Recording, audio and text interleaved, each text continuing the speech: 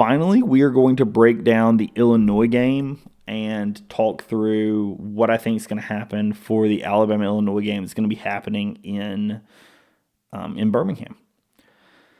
So as I mentioned, Alabama is going to be playing Illinois in Birmingham, and this is the game that Alabama plays in Birmingham each season, the Night Nittany Classic there in Birmingham.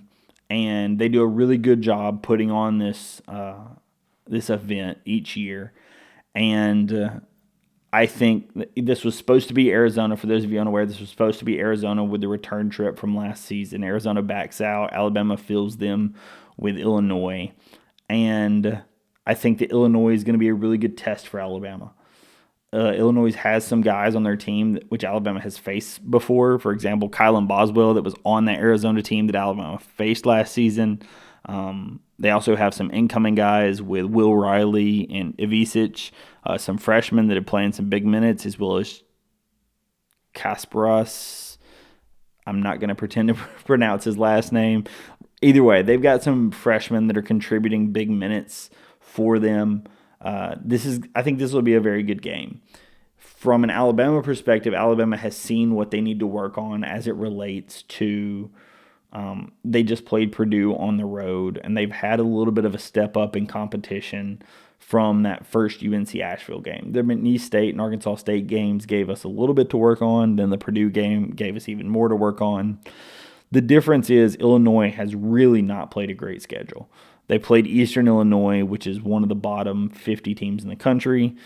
Southern Illinois, UE, which is in the Ohio Valley, again, another bottom half of Division I, and then Oakland, which KenPom currently has around 200. For reference, all three of those teams are worse than UNC Asheville from a KenPom perspective, right? I know KenPom is not viable this early in the year, but that just gives you an idea about the level of competition which Illinois has played.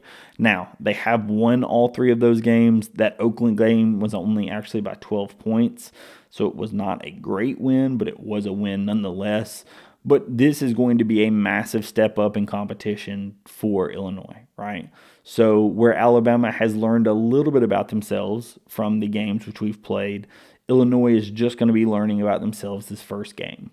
So you need to take some of the stats with a grain of salt as it relates to, maybe 3-point percentages and certain things, because when you're playing lower level competition, it's not always indicative of what you're going to get as it relates to conference play and the tougher teams on your schedule. But we'll look at their stats and kind of go through what really stands out to me.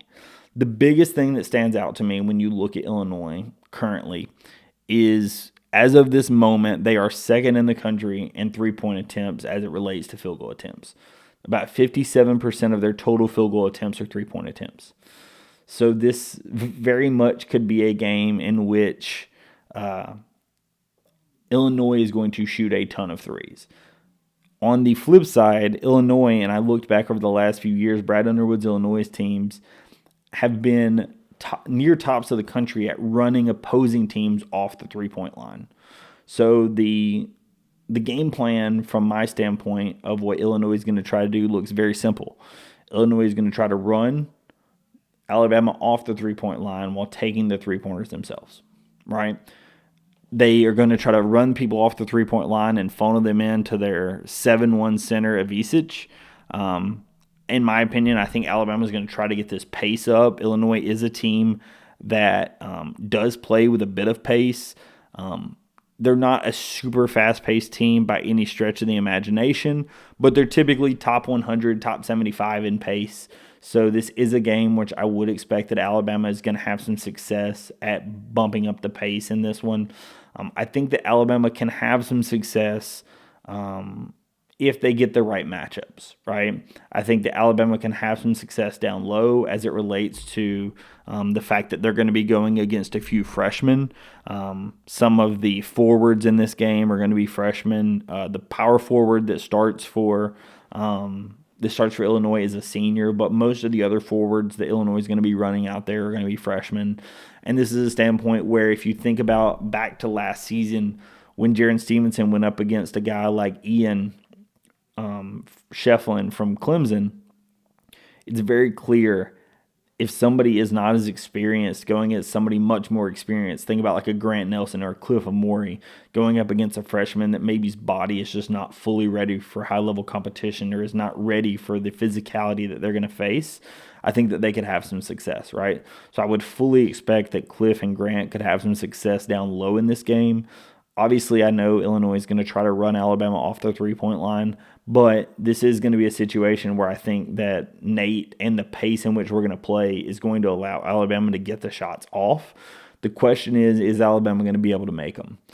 I think that obviously being back in a more semi-home environment is going to help. The home crowd should be able to help in this game. Obviously, it's going to be mostly Alabama fans in this one. The question really is, do the shooters show up, right? We talked in the breakdown of the Purdue game that Jaren Stevenson has not hit a three this season, right? For that reason, in my opinion, you have to remove him from the starting lineup. I would put Philon into the starting lineup, and I would also have Darian Reed in the starting lineup. I would remove Latrell Wrightsville from the starting lineup, and I would have him be more of a bench piece that comes in with Aiden Holloway.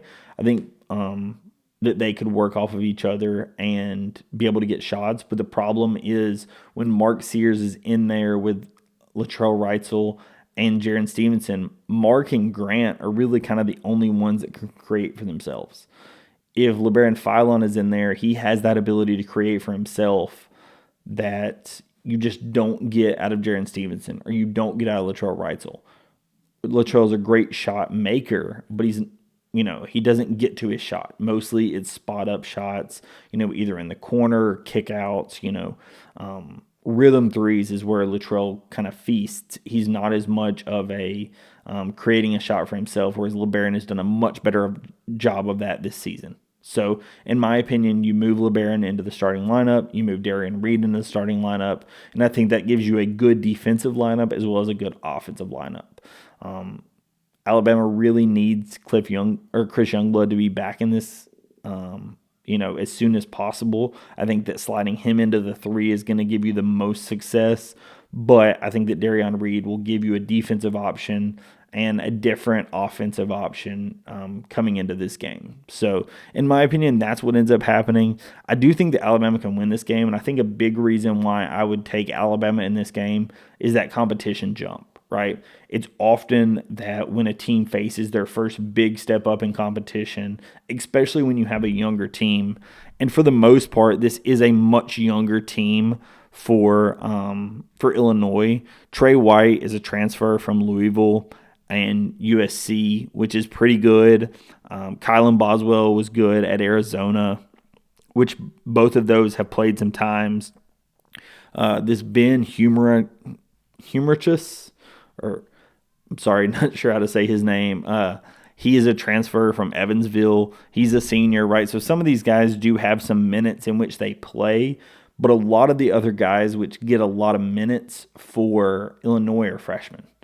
And those freshmen are just facing their first taste into real power conference basketball. And so in my opinion, that's where Alabama's going to have to take advantage and really punch Illinois in the mouth and show them, hey, this is what big-time basketball looks like, and this is where Alabama's going to have some success. So, in my opinion, I think Alabama has success there. I think that Alabama really needs to try to win the glass. Obviously, that's not a crazy thing to say, but Illinois so far this season is top 25 in the country in offensive rebounds. Again, it's against lower-level competition, so I wouldn't take that percentage with the validity it currently has, but this is a place where they have been good in the past, and so Alabama is going to have some success in that spot if they're going to win this game. Like I said, I do think Alabama wins this game. I think this is going to be a faster paced game. I would expect it to be in the mid-70s to low 80 possession range. I would look at this game being somewhere in the neighborhood of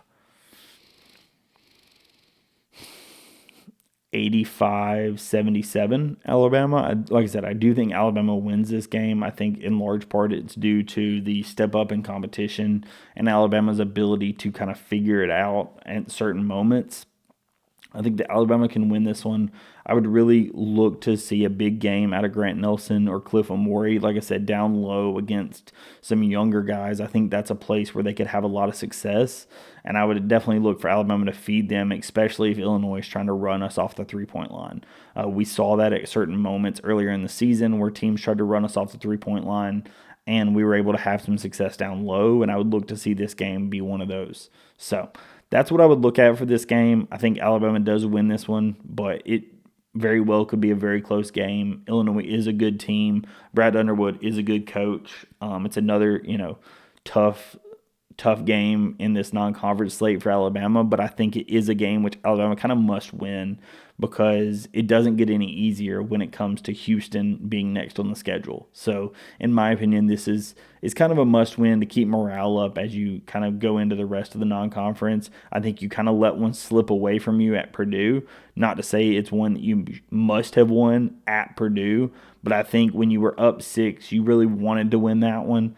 And I think that Illinois is one that you think you can get. So I would look to see Alabama win this game and kind of get some mojo before they go into that tournament. So that's what I look at. If you're interested in the next episode, as I said, it's going to be coming out on Friday. Please subscribe to the channel if you have not done so already. Thank you so much, everyone, for watching, and I will catch you in the next episode. Peace.